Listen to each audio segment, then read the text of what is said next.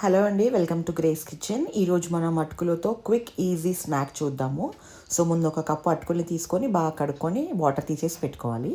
ఆ తర్వాత ప్యాన్లోకి తగినంత ఆయిల్ని వేసి అందులో ఆయిల్ వేడయ్యాక అందులోకి 5 నుంచి 6 జీడిపప్పుల్ని వేసుకోవాలండి. ఆ తర్వాత అందులోకి ఒక గుప్పెడంతా పల్లీలు వేసుకొని ఫ్రై చేసుకోవాలి.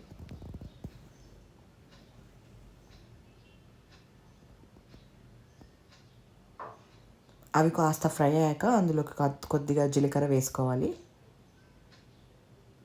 ఇప్పుడు ఈ మిశ్రమాన్ని ఒకసారి బాగా కలుపుకొని అందులోకి ఆవాలు కూడా వేసేసుకుందాము.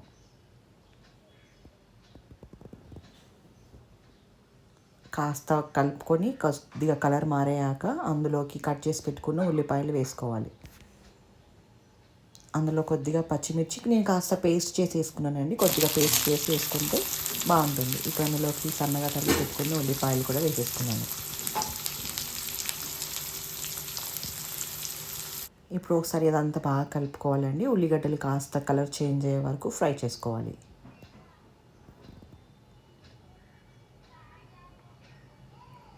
ఆ తర్వాత ఇందులోకి టేస్ట్కి తగినంత సాల్ట్ వేసుకొని కలుపుకోవాలి. ఇది చాలా ఈజీ అండ్ క్విక్ స్నాక్ లాగా తీసుకోవచ్చండి.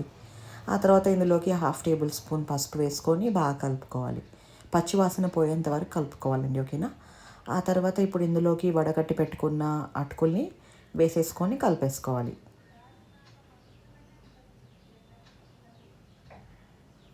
బాగా కలుపుకోవాలి. మిశ్రమం అంతా కలిసే వరకు బాగా కలుపుకొని సర్వ్ చేసుకోవడమేనండి. అంతే, చాలా క్విక్ అండ్ ఈజీ సింపుల్గా చేసుకోవచ్చు ఈవినింగ్ టైం స్నాక్స్ లాగా. సో బాగా కలిపేసుకున్నాక కాస్త కొత్తిమీర చల్లుకొని సర్వ్ చేసుకొని తినడమే. చాలా ఈజీగా ఉంటుందండి, చాలా యమ్మీగా ఉంటుంది.